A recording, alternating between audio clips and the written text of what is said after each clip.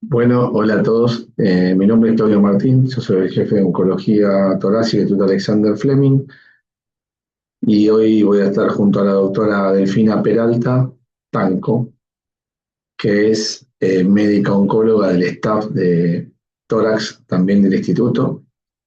La charla que vamos a dar, que tendrá una duración total, calculo, de un poco más de una hora en total.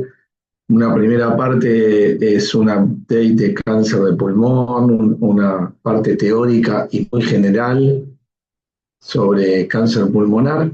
Y luego la doctora va a presentar dos casos clínicos con drogas que tengan relación con Bristol y que para ver la, graficar dos ensayos clínicos, dos casos clínicos. Así que voy a compartir mi presentación. No sé, mm, ¿se ve ahí o no se ve nada? Sí, Delfina, sí, sí, se ve. ¿se ve? Se ve, Se todavía ve, no no está está en Ahora modo la pongo, presentación. ahora la pongo en presentación. Ahí está en presentación, ¿se ve bien ahí? Sí, Bueno, entonces vamos a empezar. Yo voy a hablar un poco de generalidades de cáncer de pulmón. Eh, y estos datos informativos incluyen datos generales, factores de riesgo, detección precoz y, espera un segundito, y terapias novedosas. Y después, si tienen alguna pregunta, preguntas. El cáncer de pulmón es la principal causa de muerte por cáncer en todo el mundo, a más de 1,5 millones de casos a nivel mundial. En Argentina, en hombres es la principal causa de muerte por cáncer y en mujeres la tercera causa de muerte por cáncer. Argentina, como ven, está dentro de los países con mayor incidencia de cáncer pulmonar. En general, si bien en los últimos años esto se ha modificado, la mortalidad por cáncer de pulmón sigue siendo alta comparada con otros tumores como los tumores colorectales, tumor de mama o tumor de próstata. ¿A qué se debe entonces la mortalidad por cáncer de pulmón? En general, el tabaquismo es la principal causa de muerte la principal causa de etiología asociada al cáncer de pulmón y explica alrededor de un 85% de las muertes por cáncer pulmonar están relacionados al hábito tabáquico. Datos generales de la OMS dicen que el tabaco mata hasta la mitad de las personas que lo consumen. Son aproximadamente 8 millones de muertes relacionadas al tabaco cada año, de las cuales 1,3 millones son de no fumadores expuestos al humo ajeno. La mayor parte de los fumadores se encuentran y cada vez más en países de medianos y bajos ingresos, y en el 2020 un 22% de la población mundial consumía tabaco.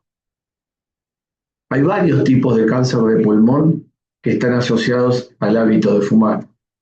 Pulmón es alrededor del, bueno, como comentamos, el 80%, pero también laringe, cavidad orofaringe, esófago, vejiga, riñón, páncreas, estómago y cuello uterino.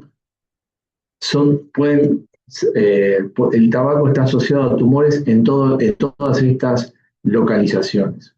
Y no solo cáncer provoca el tabaco, sino también aumenta el riesgo de enfermedad coronaria, aumenta entre 2 y 4 veces el riesgo de accidente cerebrovascular y por supuesto aumenta el riesgo de EPOC, de enfermedad pulmonar obstructiva crónica, y el riesgo de morir por EPOC. Todos estos datos, todos estos eventos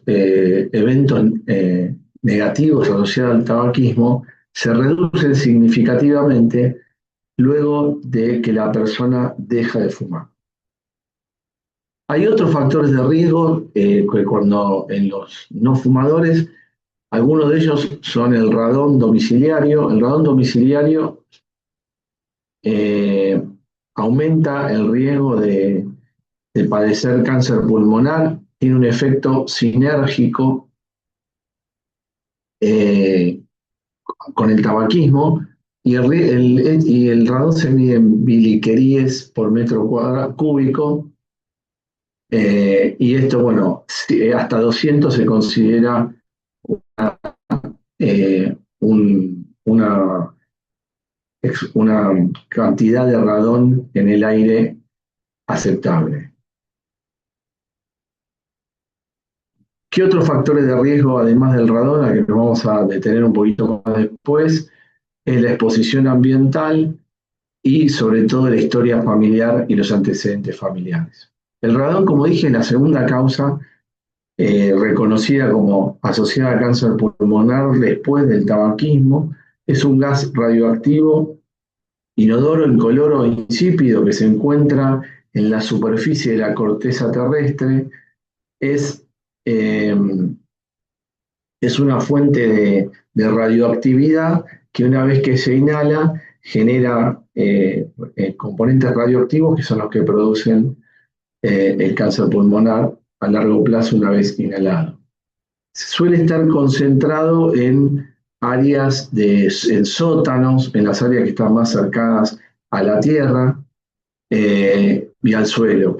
Por eso, en general, en Argentina no hay demasiados estudios que hayan medido radón, pero el radón se puede detectar a través de un detector de partículas alfa que se deja 3 meses y se ve si las condiciones son superiores a los 100 miliquíes por metro cúbico, y en ese caso, si los hubiera, se deben implementar medidas de prevención, como por ejemplo generar mayor ventilación, permitir tubos que permitan el escape o ventilación positiva para eliminar el aire en esos sitios.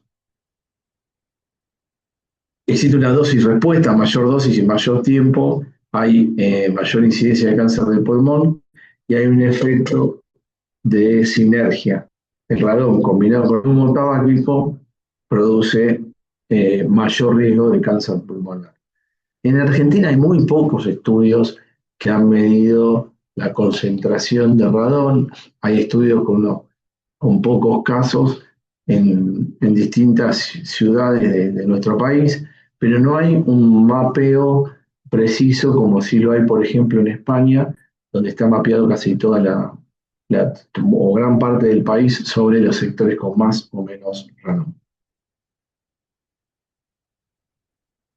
Como decía, esto se mide con unas partículas, unos dispositivos especiales chiquitos que se colocan en las habitaciones y cómo provocaría cáncer. Bueno, hay un modelo clásico que dice que las células normales sufren por la exposición a los carcinogénicos, generan una mutación y una célula mutada después se expande. Y otro modelo, que es probablemente el que más asidero tiene actualmente, donde sugiere que por algún motivo alguna célula tumoral adquiere una mutación y esto, una vez expuesto al carcinógeno, produce la expansión de esas células tumorales. El factor hereditario puede existir en cáncer de pulmón, aunque es bastante menos frecuente y lo identificamos con muy poca frecuencia.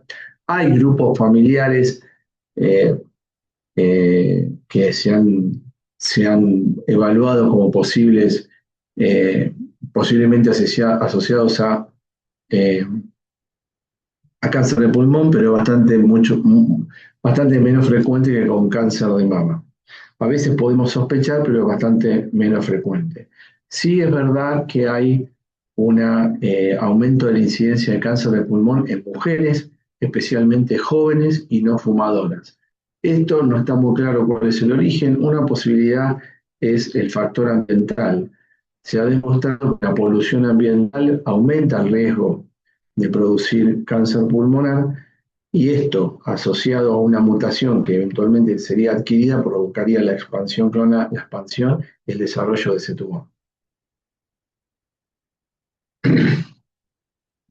¿Cómo se ha estudiado la polución ambiental? Bueno, debería haber una exposición aumentada, demostrar desde el punto de vista preclínico que esa exposición puede aumentar cáncer, puede producir cáncer, perdón, eh, y además que podría producir cáncer sin directamente provocar directamente la mutación.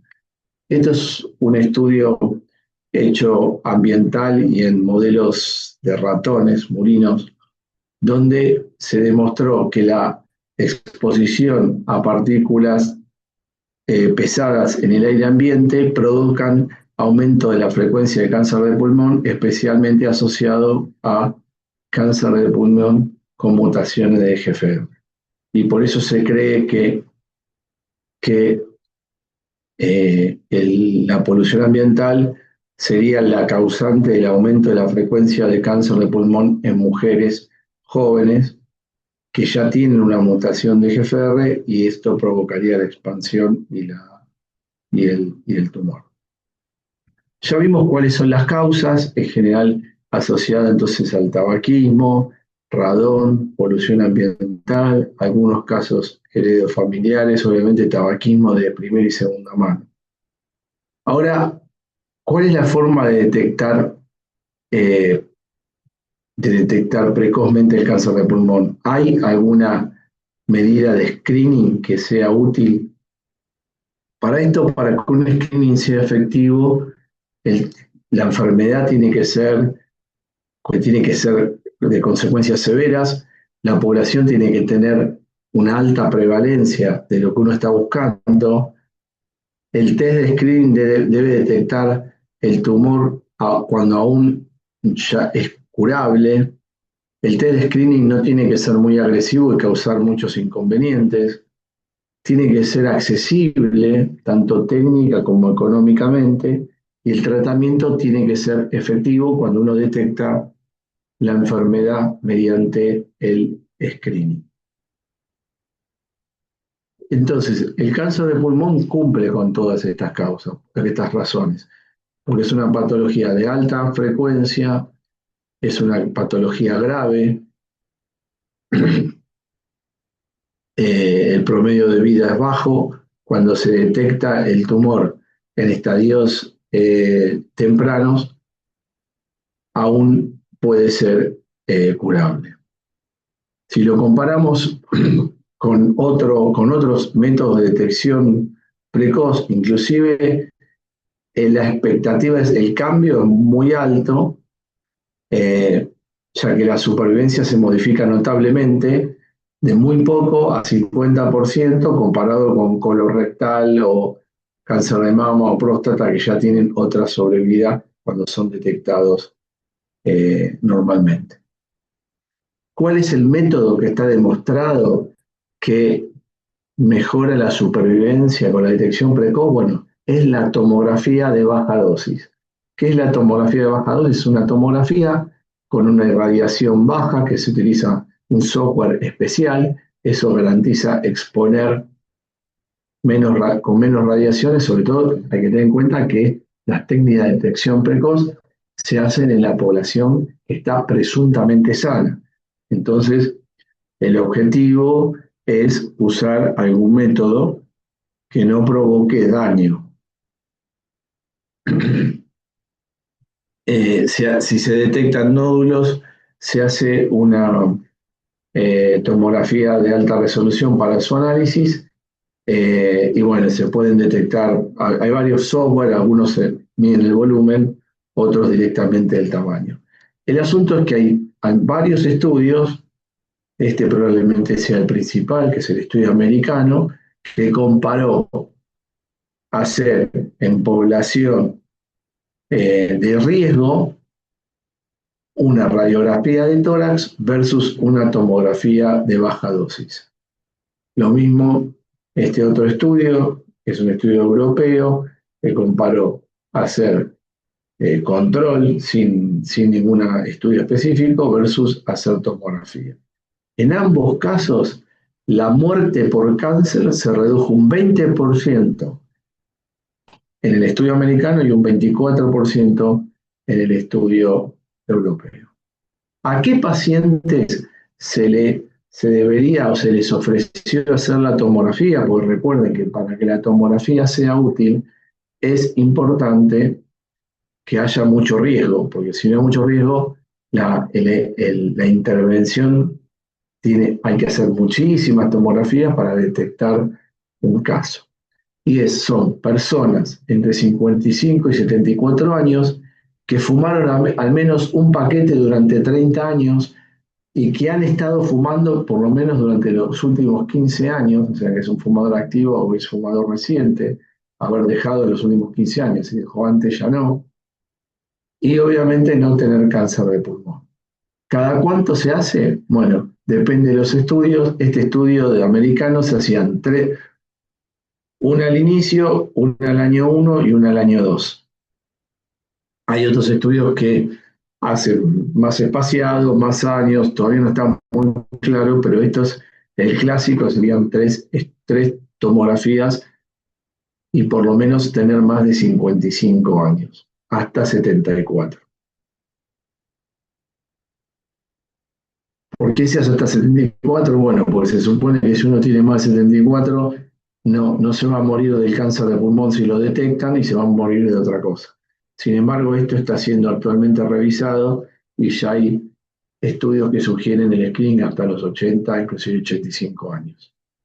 Si uno compara los estadios iniciales detectados por screening versus los detectados cuando uno tiene síntomas, claramente hay una clara diferencia, lo que redunda en mayor posibilidad de curarse. Entonces ya vimos la frecuencia o la epidemiología del cáncer de pulmón, ya vimos cuáles son las causas, ya vimos cuál es el único método determinado, evaluado y aprobado para poder detectar precozmente el cáncer de pulmón y así salvar más vidas en personas sanas, fumadores, pero personas sanas. Fleming tiene un programa de screening con los mismos criterios de inclusión, aunque incluye el antecedente de EPOC. Si uno tiene antecedente de EPOC, también está incluido como criterio para entrar en el programa de detección precoz. Y ahora vamos a hablar un poco en general de los tratamientos, especialmente de los nuevos tratamientos, un poco de los nuevos tratamientos, vamos a hablar de radioterapia, cirugías y quimioterapia, inmunoterapia, anticuerpos conjugados y terapias dirigidas. La terapia dirigida consiste básicamente en detectar una mutación en el tumor, después voy a hablar con más detalle, que permita que, si está presente, que se denominan mutaciones drivers, o sea, que manejan el tumor. De modo tal que si está presente, tenemos la posibilidad, uno intuye que esa mutación es la que está provocando que el tumor crezca y así bloqueando esa mutación permitiría tener una respuesta mucho mejor que la quimioterapia estándar. Voy a hablar un poco al principio de lo que son los anticuerpos conjugados, que son las terapias novedosas, antes de hablar de las terapias dirigidas y la inmunoterapia. Los anticuerpos conjugados, que recién en esto se están empezando a aprobar por FDA, pero que nosotros, por ejemplo, en Fleming tenemos numerosos ensayos clínicos con estos nuevos tratamientos, consisten en una porción de un receptor que se une a un antígeno de la célula tumoral. Este antígeno tiene que estar muy expresado en la célula tumoral y poco expresado en las células sanas para que el anticuerpo pueda unirse al antígeno y que este esté en la célula tumoral. Bueno, todo el anticuerpo que puede ser humanizado completamente o quimérico, siendo una parte humanizada y otra no. Bueno, la gracia de este anticuerpo ya es que el anticuerpo tiene un linker, o sea, una unión, y tiene pegada una quimioterapia. El linker es también importante porque el linker debe permitir que esto no sea eliminado en el torrente sanguíneo, para que no elimine la quimioterapia en el torrente sanguíneo. Y la idea es que el anticuerpo conjugado lleva la quimioterapia hasta un receptor en la célula tumoral. La quimioterapia, hay distintas quimioterapias que se utilizan. Entonces, el antígeno, donde se va a ir a pegar, tiene que tener mucha densidad en la zona tumoral y no en el tejido normal. Debería poder llegarse a través del anticuerpo circulante.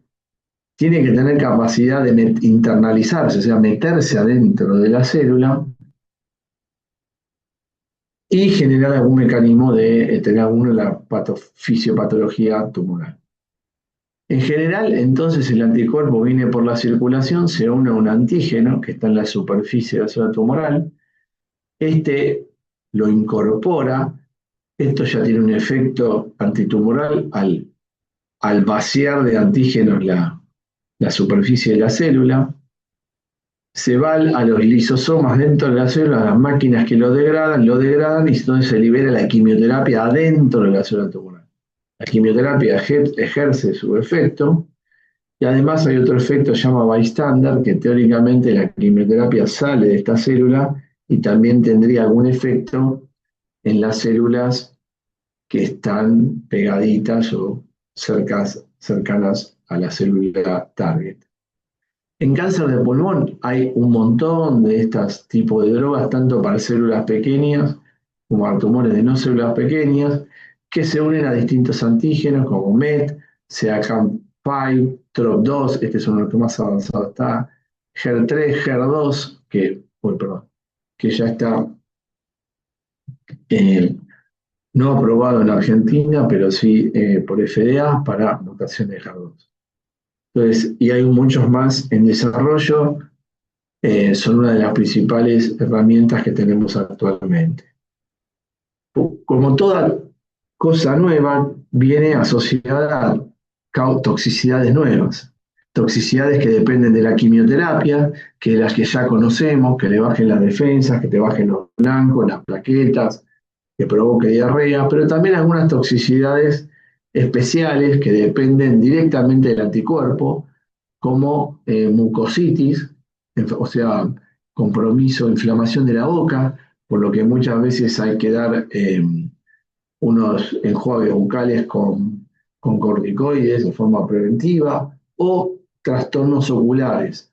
Los trastornos oculares son bastante típicos de estos tipos de anticuerpos, pueden generar alteración de la visión, queratitis, ojo seco, con otras patologías corneales, o sea que los pacientes también deben usar eh, gotas oftálmicas, lágrimas, pero también tenemos que estar alerta y consultar rápidamente si hay alguna patología ocular.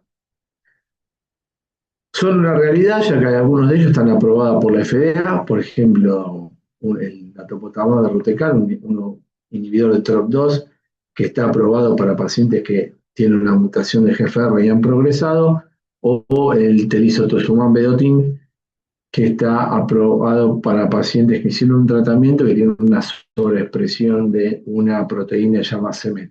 En Argentina no hay ninguno de estos dos que estén aprobados. Otro es la inmunoterapia. La inmunoterapia, las células normales pueden liberar antígenos, pero no generan una respuesta inmune. Las células tumorales, al tener antígenos que no son iguales a los antígenos de las células normales, sí en general generan una respuesta inmune. Estos tumores liberan los antígenos, las células dendríticas los presentan al linfocito, acá se produce una expansión y Los linfocitos T activados migran y destruyen las células tumorales. En gran parte del tiempo esto es efectivo. Un ejemplo típico de esto es, por ejemplo, aquellos pacientes que se operan, supongamos cáncer de pulmón, no tienen nada o hacen quimioterapia, no hacen nada, y 2, 3 años después el tumor se hace visible. Probablemente durante todo este tiempo el sistema inmune fue capaz de ir eliminando, bloqueando o deteniendo el crecimiento tumoral. Pero llega un momento en que estos puntos de control, el tumor se oculta la respuesta inmune, especialmente a través de dos puntos de control, uno que está en las células y que incluye básicamente los PDL1 y otro que está en el ganglio, que son el CTLA4. Acá actúan drogas inhibidores de PDL1 como el nivolumab y acá en el ganglio linfático previniendo, o sea, evitando que el tumor bloquee esta respuesta a los CTLA4. O sea, estos, estos, estas drogas se unen al receptor y hacen que el tumor sea visible de vuelta al sistema inmune. Para graficar un poco esto, les voy a mostrar el caso de una paciente de 63 años, ex tabaquista, que había tenido un infarto de joven, que había tenido un carcinoma superficial de vejiga, que habitualmente es curable, que había consultado por tos y falta de aire. En el estudio del PET se observaba un linfangitis tumoral, o sea, compromiso metástasis de los linfáticos, una masa grande, un ganglio positivo en el mediastino y tenía una lesión en la cola del páncreas que parecía ser una metástasis. Al paciente se le programa una biopsia, pero en el medio desarrolla en enero del año 21 una trombosis venosa profunda, por lo que hay que anticoagularlo. Como hay que anticoagularlo, no se puede hacer la biopsia y tampoco se puede suspender la anticoagulación por al menos 4 semanas, porque si no puede retrombosarse. Y una vez que se programa, el paciente tiene COVID y hay que suspenderla de vuelta. Finalmente se hace la fibrobroncoscopía y el paciente se le diagnostica un adenocarcinoma de pulmón con la inmunistoquímica típica, que es el TTF1 y napsina positivo. Y se hacen los estudios moleculares mínimos. Siempre ahora tratamos de hacer un NGS, es un estudio, un panel más amplio de 54 genes o inclusive 300. En este caso se hizo PDL1, que fue negativo, EGFR, LK, ROS1 y BRAF. En este caso el paciente empezó con una combinación de quimioterapia más nivolumab más ipilimumab. Esto se hace durante 2 ciclos seguidos de mantenimiento con nivo-ipi, con nivolumab más ipilimumab, teóricamente por 2 años. Las opciones que hay en cáncer de pulmón, adenocarcinoma no escamoso son múltiples, pueden ser combinaciones, probablemente las más utilizadas son la que además del quimio más nivo más ipi, quimioterapia con o sin pembro, con o sin atezo, y hay otras, muchas drogas de origen asiático ahora que son todas similares. Sintilimab, tislelizumab, camrelizumab son lo mismo. La verdad que no hace falta hacer más estudios ni tener más drogas de esto. ¿Por qué? Primero, ¿por qué dice Netflix acá? Porque este es un estudio que se viene presentando una vez por año, hace muchos años en todos los congresos, como si fuera una serie con nuevos capítulos. Esto lo que muestra son los resultados finales del esquema de nivo-ipi más quimioterapia a 6 años. Y muestra que la supervivencia es mejor, aunque todavía tenemos que mejorar mucho porque solamente tenemos a 6 años 16% de los pacientes vivos, pero cuando se comparan los PDL1 que son negativos versus los positivos, el hazard ratio, que es como medimos la eficacia, fue de 0,64, cuanto menor mejor, y 0,75. O sea que parecería que combinar un anti-PDL1, PD1 más anti-CTLA4 es mejor que solo el anti-PD1. Por eso una opción puede ser la quimio más pembrolizumab, pero en este caso optamos por quimio más nivo más ipi. Sorprendentemente, en la primera evaluación, la tomografía estaba sustancialmente peor.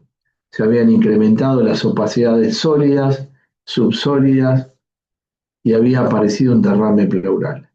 Sabemos que cuando esto sucede puede tratarse de dos cosas. O el paciente es un hiperprogresor, o sea que el tratamiento no le sirvió para nada, progresó rápidamente con quimio más nivo más IPI y realmente sin un driver el pronóstico de este paciente es muy malo porque no hay otro tratamiento útil, o podemos estar ante una pseudoprogresión. Es bastante rara, pero algunos pacientes los hemos visto, en los cuales la enfermedad crece en el primer hallazgo a pesar del tratamiento y es una pseudoprogresión porque está más inflamado todo el tumor y uno lo ve peor. En este caso, sospechamos que podríamos estar decidimos seguir con la misma medicación. Primero porque cambiar el tratamiento no tiene mucho sentido porque no hay otro tratamiento claramente útil si el paciente progresa. Y después lo que llamaba la atención, que a pesar que la tomografía estaba claramente peor, el paciente estaba clínicamente mejor. Por lo que decidimos continuar con el mismo esquema y por suerte en la tomografía de 2 meses después ya no solo había la mejoría clínica persistía, sino que además había una mejoría en la tomografía. Y el paciente continuó 2 años y después suspendió y sigue en control. ¿Cuáles son los eventos adversos de la inmunoterapia? Bueno, son múltiples. Básicamente no son tantos, son menos frecuentes que con la quimioterapia, suelen mejorar con corticoides, pero cualquier órgano se puede inflamar. Se puede desde el cerebro, la hipófisis, el ojo, la boca, la tiroides, el pulmón, el intestino, todos. Habitualmente, obviamente, esto no ocurre, pero sí hay que estar alerta y habitualmente mejoran instaurándole rápidamente corticoides. Este paciente está en respuesta y continúa así hasta agosto de este año. Otro dato interesante es que la mayor parte de todas estas inmunoterapias ahora ya vienen en formulaciones subcutáneas. El atezo está aprobado, Nivo, Pembro también, Pembro viene también y Nivo también en una formulación subcutánea. Entonces ya hablé de los anticuerpos conjugados, novedosos, no los usamos mucho todavía. Inmunoterapia sí, las usamos todo el tiempo. También una terapia que ha cambiado el pronóstico. Y finalmente las terapias dirigidas. ¿Por qué las terapias dirigidas? Porque los cánceres de pulmón, muchos de esos tienen, como dije, una vía, un target que los hace crecer y no son lo mismo. Ya clínicamente no es lo mismo una mujer joven no fumadora que un hombre fumador y de más edad. En la actualidad, si buscamos todos los adenocarcinomas de pulmón, que son la mayoría, más del 90% de tumores de pulmón o el 80% de tumores de pulmón, vemos que casi el 75% podemos detectar algún tipo de cambio molecular. No significa que todos estos tengan tratamiento, pero sí que la mayor parte de ellos. O sea, somos capaces de detectar en un 75% de los cáncer de pulmón una mutación que eventualmente pueda explicar por qué crece el tumor y podría ser tratable. Y por otro lado, este estudio lo que muestra es que si el paciente empieza un tratamiento y una vez que se le detecta la mutación, sigue el mismo tratamiento, o si el paciente versus si el paciente que espera la mutación y se empieza a tratar con una terapia dirigida directamente, claramente hay diferencias en sobrevida global. Y también hay diferencias si el paciente empieza un tratamiento de quimioterapia y cambia dentro de los 35 días una vez que sabe qué mutación tiene. Por lo tanto, claramente es bastante malo no tratar al paciente con terapia driver. Y lo mismo este otro estudio también de una corta retrospectiva que muestra que la terapia driver con una terapia target le va mucho mejor que si el paciente no tiene un driver o tiene un driver pero no recibe el tratamiento. Uno de los puntos claves en Argentina y en toda Latinoamérica es el acceso a los test. Hoy por hoy es muy complejo en Argentina, que tenemos mucha dificultad para acceder a todas las mutaciones a los estudios moleculares que deberíamos. Y estamos muy dependientes de la industria farmacéutica, inclusive hoy hay hasta dificultades para hacer PDL1, que no sé cómo se van a solucionar y, y cuál va a ser la forma de poder seguir testeando y tratar adecuadamente a los pacientes. Estas son todas las recomendaciones de la Agencia Europea que se deben hacer. EGFR, ALK, ROS1, BRAF, RET, ENTRAC, MET y CARRAS. Todas estas, la mayor parte, tienen las drogas aprobadas en Argentina. El acceso es otra cosa, pero hoy está siendo muy difícil poder testear a todos estos pacientes de la forma apropiada para detectar. Por ejemplo, tenemos medicaciones para entrar, pero no se pueden hacer para MET, tenés que hacer NGS y no está disponible. Tenemos muchas dificultades, pero esto es lo que deberíamos mínimamente hacer ahora.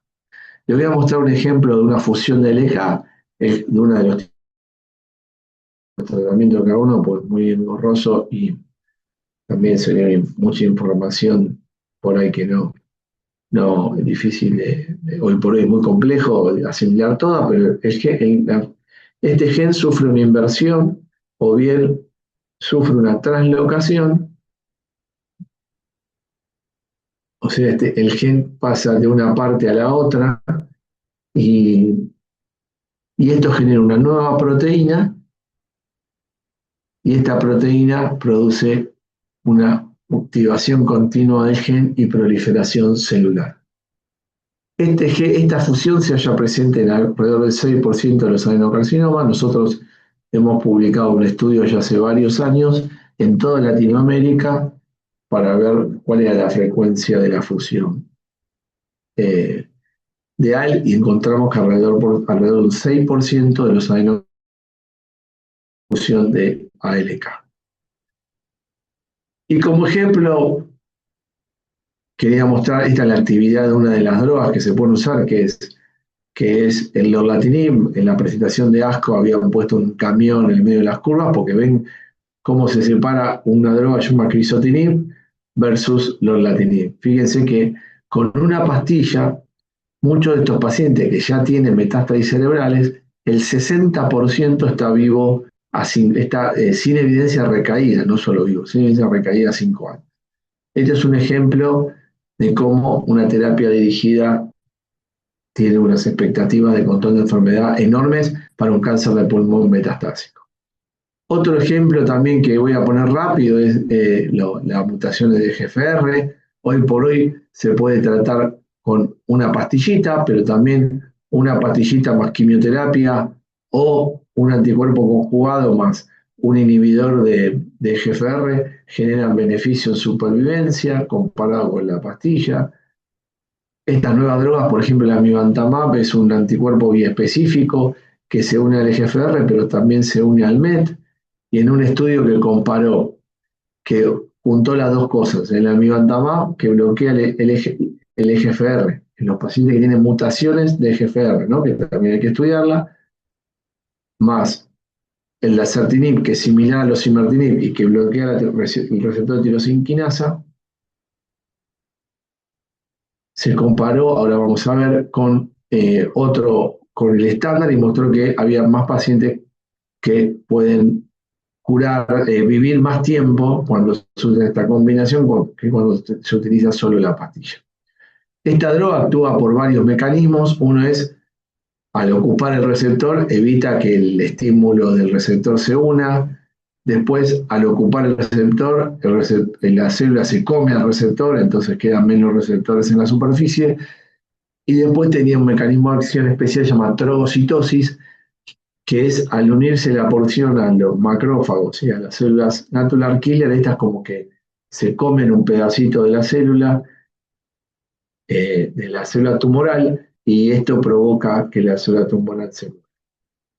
Y ahora les voy a mostrar obviamente no voy a hablar de todas las terapias posibles para cada una de las mutaciones, pues sería absolutamente engorroso. Le voy a mostrar un ejemplo de una paciente que tiene Mariana, que es una paciente mía, tiene 44 años, o 45 ahora. En 2012 se operó de un cáncer de pulmón y, como tenía cierto riesgo, realizó quimioterapia posoperatoria. Después quedó sin enfermedad durante varios años, hasta que en 2016 tuvo a su primera hija, Josefina, 2016, y en el 2017 comenzó con cefalea y hizo una resonancia que mostró que me tenía metástasis cerebrales. Y también un PET que mostró que el tumor había vuelto en el pulmón y en la pleura. Le realizamos en ese momento un estudio molecular y encontramos que esa fusión de LK estaba presente. Empezó con una de las drogas, se llama alectinib, y hoy, más de 5 años, porque ya lleva 25, 26, 8 años después, está en remisión completa, completamente activa, sin ninguna toxicidad. Este es un ejemplo de el PET al momento de la recidiva tumoral en el 2017, un PET en el 2019 donde no tenía nada, bueno, tomografía del 24 y hace 2 tomografías por año y sigue actualmente sin evidencia de tener enfermedad tumoral. Y finalmente voy a hacer algún comentario, no sé por qué esto está...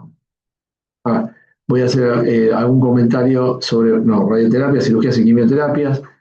Radioterapia y cirugía debe haber quedado el slide más tarde, se lo voy a decir después, pero quería referirme a 2 mutaciones que están asociadas a drogas asociadas a Bristol. Una son las mutaciones de Carras, que Bristol tiene la adagrasib. Como ven, no me voy a referir a todas las mutaciones. La Alcarraz, la mutación es de las más frecuentes, están frecuentes alrededor de un 25-29%, pero la que es de interés es la G12C, que es un 39%, porque es la única que tiene tratamiento, por ahora, que es un 39% de este total, y que en total son, de todos los adenocarcinomas de pulmón, es un 12%. O sea, la frecuencia de mutaciones de Carras, hipotéticamente, es similar a la de GFR. En general, la mayor parte de estas mutaciones se encuentran en los adenocarcinomas de pulmón, pero también algunos carcinomas escamosos pueden tener mutaciones, especialmente la G12C. ¿Cómo se estudia esta mutación? Se puede estudiar por métodos directos, de hotspot, o sea, buscar solamente el Carras, o lo mejor es hacer NGS. Entonces, G12C, alrededor del 12% de los casos. ¿Y cómo funciona? Bueno, generalmente este receptor y esta vía está en una posición apagada y prendida. Cuando está wild type, esto va cambiando a través de un factor que le da un residuo de guanina y se lo saca. Entonces se prende y se apaga, se prende y se apaga. Cuando el tumor, el gen tiene una mutación, cambia este tumor y lo que hace es que esto quede en estadio prendido y esta enzima no funcione mucho. Entonces queda más tiempo el Carras en el estado on. ¿Qué pasa con el adagrasib, por ejemplo? Se une al receptor cuando está en el estado off y evita que se prenda, digamos. Y así ejerce su actividad. El problema es que la vida media de esta droga no es tan alta y el receptor se vuelve a activar. Una vez que se activa, genera una cascada de señales que hace que envía señales al núcleo para aumentar la supervivencia. Hay muchas drogas también, hay básicamente 2, sotorasib, que se comparó versus docetaxel en este estudio, en pacientes que ya habían hecho quimioterapia y obviamente tenían una mutación de Carras. Y el estudio, si bien fue positivo en sobrevida libre de progresión, no mostró ningún beneficio en sobrevida, y por eso que es una droga que, a pesar de estar aprobada en Argentina, se utiliza poco. El adagrasib también se comparó contra docetaxel y mostró un beneficio en supervivencia global perdón, en sobrevida libre de profesión, no están publicados los datos de sobrevida global. Mayor tasa de respuesta, 34 versus 9%, y también algo de actividad cerebral, pero aún no está aprobado. ¿Cuál parece ser el futuro de los inhibidores de Carras? Bueno, las combinaciones, o con inmunoterapia o con quimioterapia. Acá hay estudios que han mostrado que combinar, por ejemplo, con quimioterapia, tiene una mucho más alta tasa de respuesta y también, perdón, acá es con inmunoterapia, tanto el sotorasib como el adagrasib, y lo mismo con esquemas de quimioterapia. Como el sotorasib mostró especialmente actividad, fíjense, la PFS pasó de 8 meses a 11 cuando se lo combina en PDL1 negativo, hoy por hoy ahí están haciendo estudios en pacientes de primera línea, pacientes con mutaciones de Carras PDL1 negativos. Y también lo mismo pasa con sotorasib más quimioterapia, que también mostró mayor actividad, y también hay estudios corriendo que estamos haciendo en Fleming con adagrasib en mutaciones de Carras en primera línea con inmuno y quimioterapia. Unas palabras más sobre ENTAP. ENTAP es un nuevo jugador porque no tiene aún una drogas aprobadas, pero Bristol tiene una droga que está en estudio.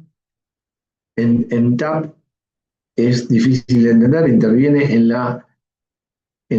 la síntesis de adenina y de adenosina, que es un sustrato fundamental para la producción y la actividad de las células tumorales.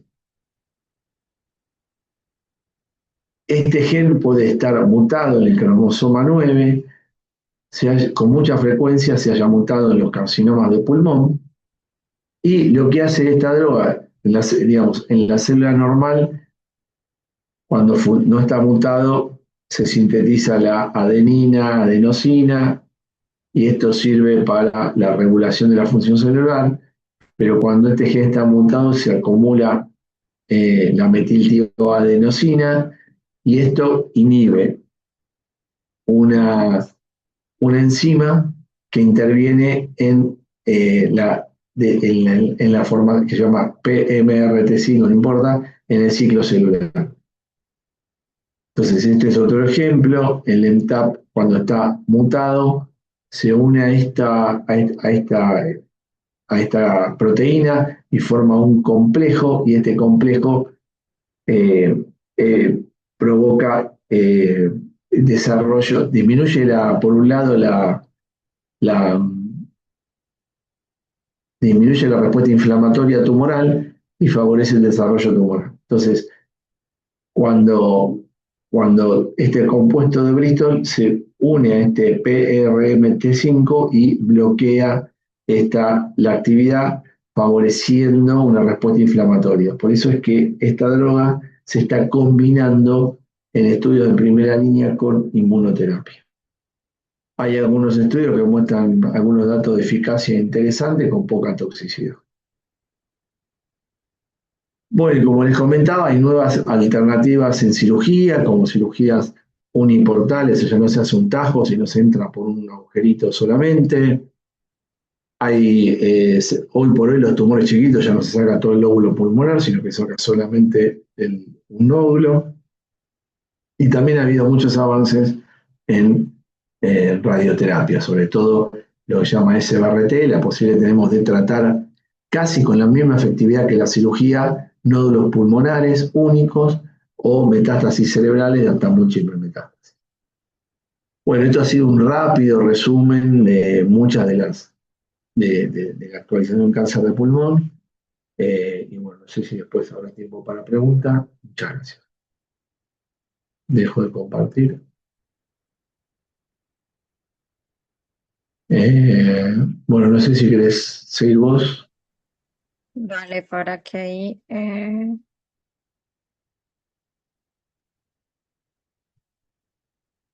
mm,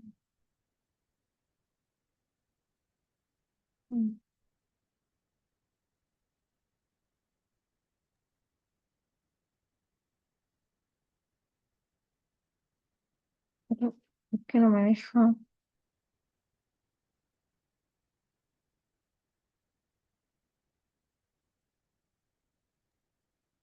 Eso te pasa por usar Mac.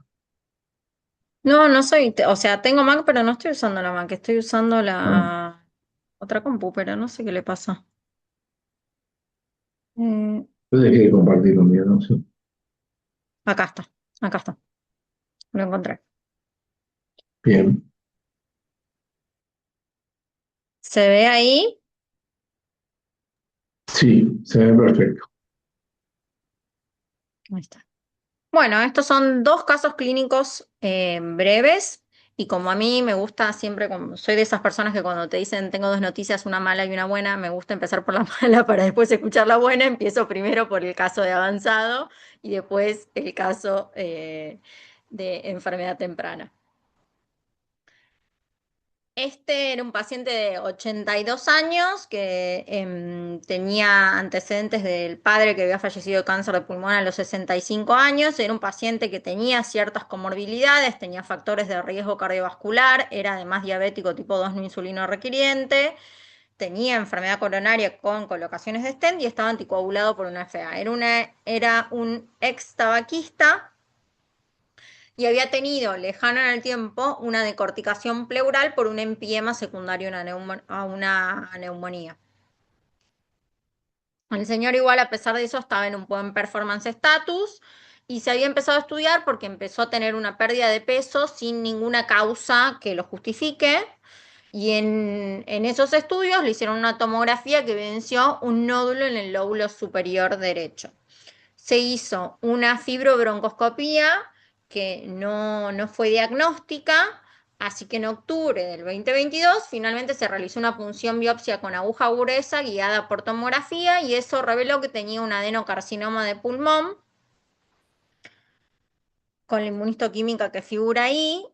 Se hizo un PET, en el PET tenía la captación de la lesión en el segmento anterior del lóbulo superior derecho y tenía además compromiso ganglionar iliar homolateral. Tenía algunos nodulillos subsólidos que no captaban en el PET, probablemente estaban informados como probablemente por el tamaño de las lesiones, pero que finalmente revisándolos desestimamos que tuvieran que ver con el cáncer de pulmón. Y un funcional respiratorio que era adecuado. Se estudió por ser un estadio 3 por el compromiso ganglionar con una resonancia de cerebro en la cual no tenía metástasis en sistema nervioso central. Esa es la lesión pulmonar y el compromiso ganglionar. Entonces era un estadio 3A. Se discutió en ese momento en comité multidisciplinario y se decidió que la mejor estrategia para él iba a ser la quimiorradioterapia. Realizó quimiorradioterapia, pudo realizar 2 ciclos de quimioterapia y tuvo bastantes intercurrencias, tuvo una interrupción de la radioterapia por plaquetopenia, hizo bastante toxicidad hematológica, tuvo una internación por neutropenia y plaquetopenia, pero finalmente logró terminar el tratamiento en marzo del 2023. Y se hizo el estudio de ALK y EGFR que no estaban alterados y tenía un PDL1 menor al 1%. A pesar de eso, se decidió iniciar con durvalumab de mantenimiento, que es lo estándar para estos pacientes, que empezó en abril del 2023. Antes de eso, obviamente, le hicimos la tomografía que no evidenciaba progresión de la enfermedad.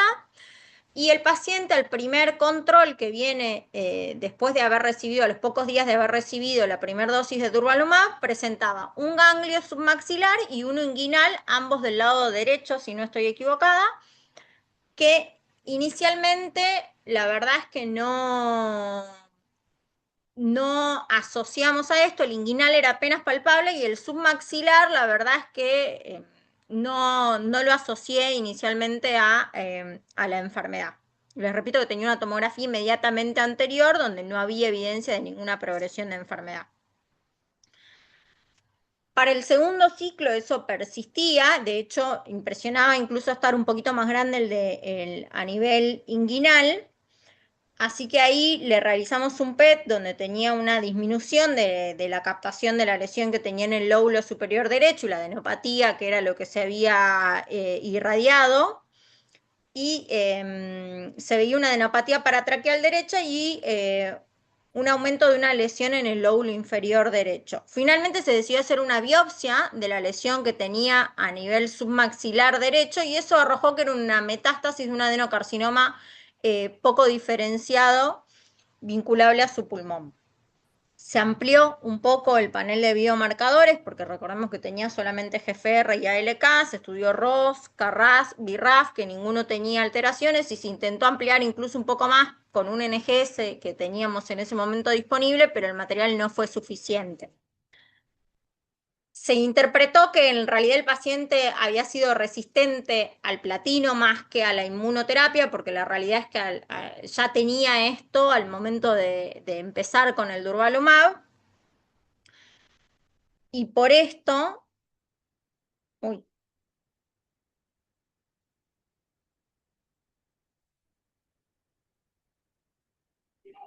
y por esto se volvió a discutir en el comité, al no tener ningún driver, siendo PDL1 negativo, interpretándose como resistente al platino y con muy mala tolerancia que había tenido a la quimioterapia, inició primera línea con el esquema del Checkmate 227, que es la asociación de nivolumab con ipilimumab sin el uso de quimioterapia, que empezó en junio del 2023.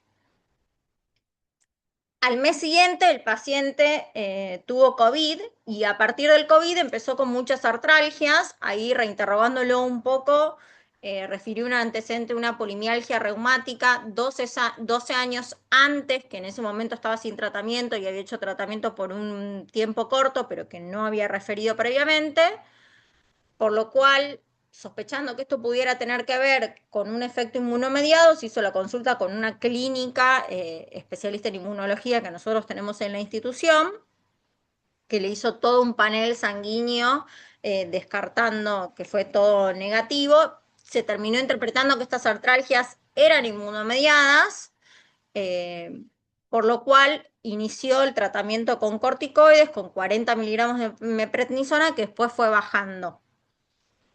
Y fue haciendo un tapering y recibiendo de manera intermitente. Por momentos recibía la meprednisona, por momentos no. En septiembre del 2023 se hace una evaluación tomográfica donde tenía una reducción de la adenopatía paratraqueal. La verdad es que lo inguinal ya no se palpaba y lo submaxilar tampoco, y no había ningún otro cambio significativo en la tomografía.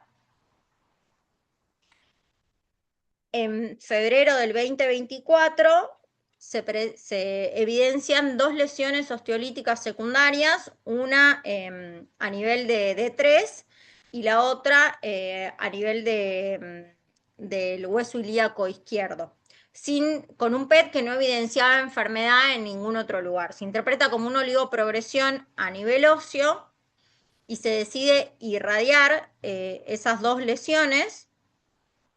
En el medio, como les conté, el paciente tenía episodios en los cuales iba necesitando corticoides por el tema de las artralgias, así que finalmente se decidió suspender el ipilimumab y que el paciente continúe con el nivolumab. Esto en acuerdo con la clínica que lo venía siguiendo desde la parte inmunológica.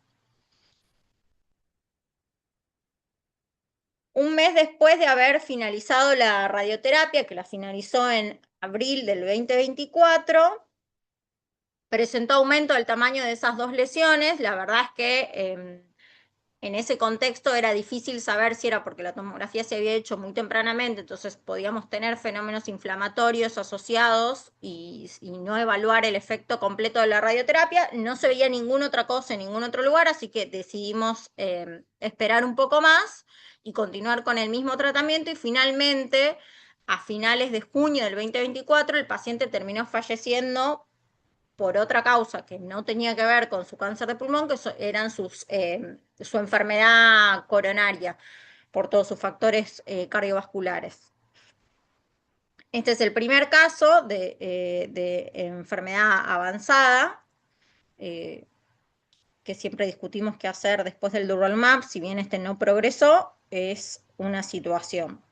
Y el segundo caso es un caso de enfermedad temprana. Esta es una paciente que ahora tiene 75, 76 años.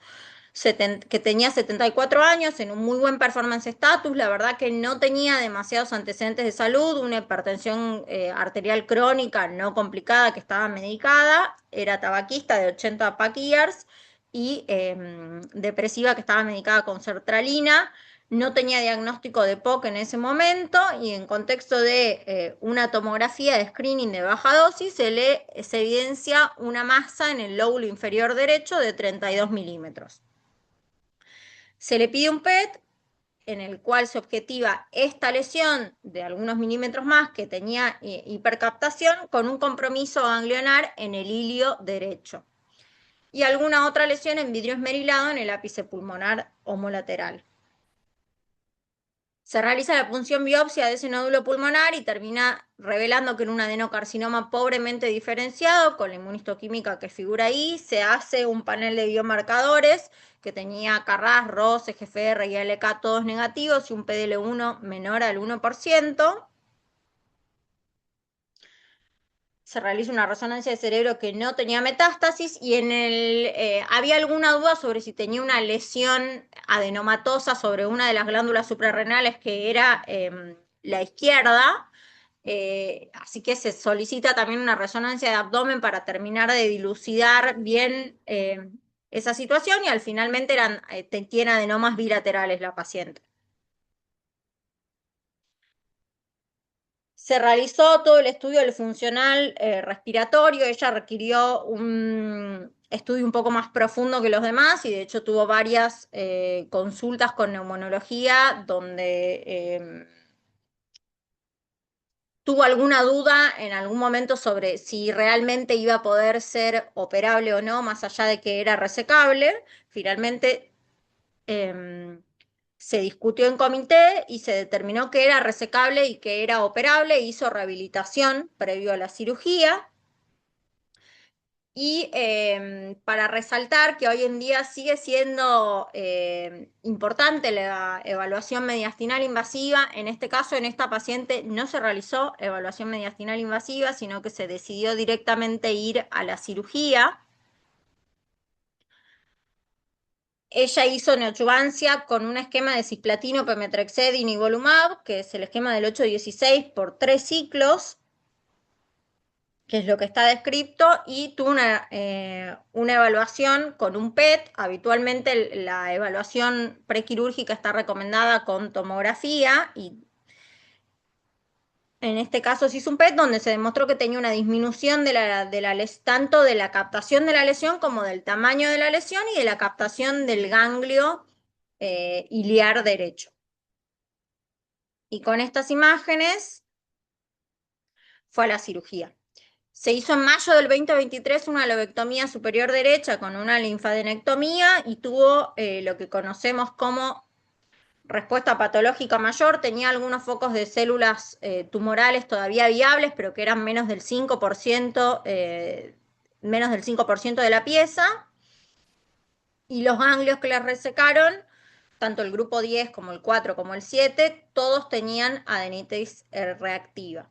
La paciente sigue en control, tiene la última tomografía de finales de julio, ahora le toca en los próximos, creo que a fines de diciembre le toca la próxima, sin evidencia de enfermedad y haciendo una vida normal, dejó de fumar, así que está muy bien. La buena noticia se las dejé para el final.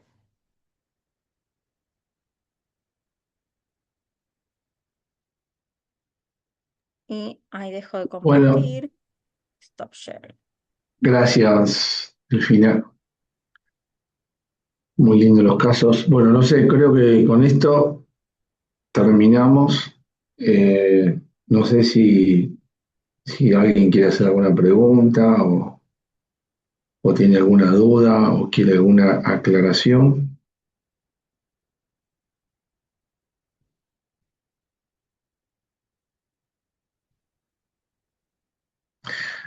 Bueno, a ver, Laura, no sé, ¿vas a decir algo? No, muchas gracias a ambos por la exposición. Y bueno, y si les parece, podemos ya finalizar. Acá les están agradeciendo la charla, que fue muy interesante. Bueno, Vale. ok, entonces, bueno, muchas gracias y nos vemos. Chau, chau.